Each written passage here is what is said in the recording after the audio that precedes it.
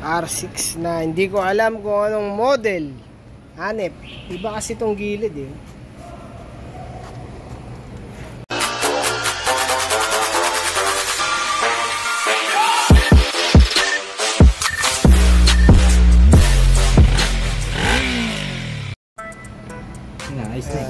Ayos na dito eh. Naka ano to eh. Naka pang may linya na Meralco dito.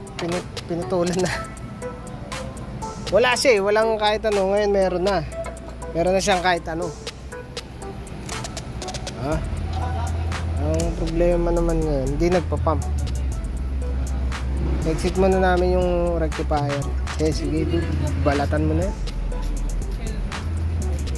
Mukhang may problema yung charging din yun. Ito, may na-discover kami dito ng ano. What the heck?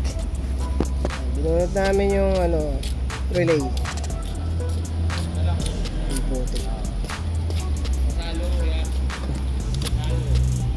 Wala na siya.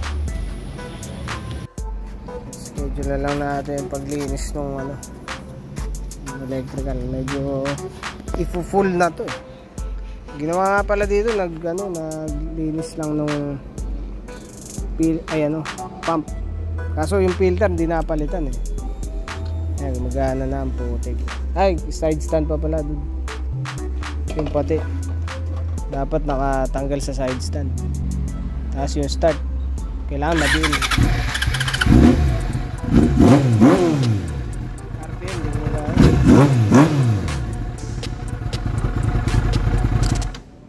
Sapa.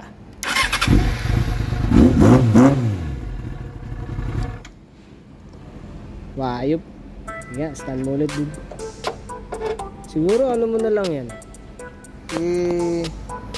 Bypass na lang yung side stand para ano. Pwede niya i-start ng ano. Naka side stand. Good shit ha. Para kang nasa hell. Meron ka pang usok. Pelta namin ng ano pati.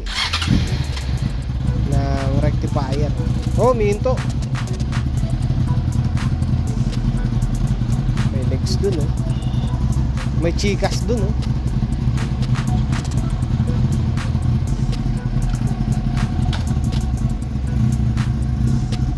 Humihinto. May preno sa likod. Sa harap lang meron. Mabagal ka lang. Hindi ka mayroon pa.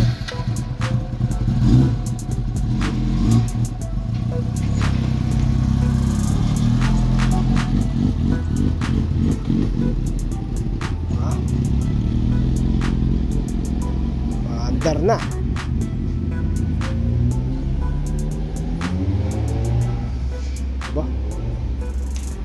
Okay.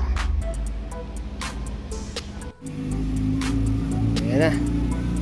Ano nangyari? Namamatay. Pero may start.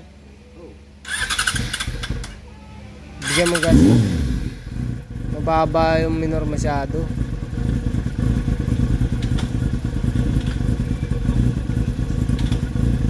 Tsaka airbox niya naka-open. Hindi pa mahuli yung truck.